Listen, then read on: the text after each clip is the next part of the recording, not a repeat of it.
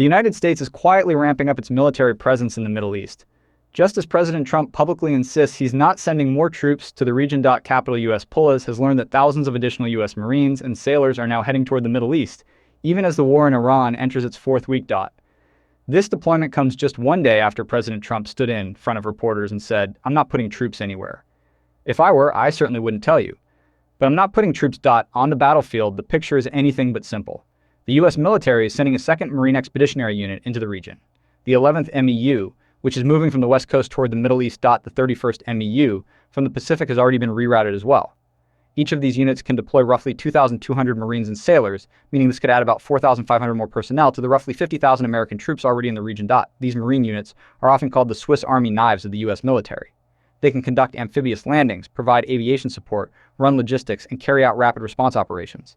In other words, they give commanders a lot more options, especially at a time when the White House is weighing whether to launch a ground operation inside Iran. Possible targets.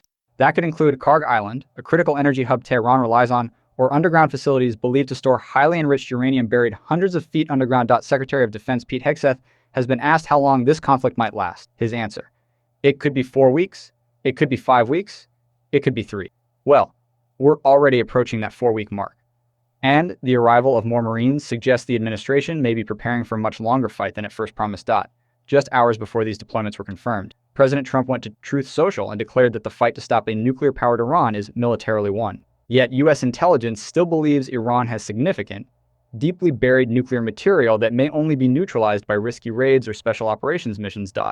That's where the Pentagon's eye-popping $200 billion funding request comes in. The White House says the first 4 weeks of operations have already cost around $12 to $20 billion in strikes, fuel, and weapons. The Pentagon now wants massive additional funding to cover past expenses and to prepare for what could come next. Defense officials say, in blunt terms, it takes money to kill bad guys. But lawmakers on both sides of the aisle are pushing back, demanding clear war objectives, especially since Congress hasn't even formally voted on this conflict yet.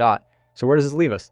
The president says no new boots on the ground, yet more Marines, more warships, and potential hundreds of billions in extra funding are all heading toward the Middle East. Right now, the strongest signal isn't in Trump's words. It's in the movement of ships, the rerouting of Marine units, and the stacks of paperwork asking Congress for hundreds of billions of dollars.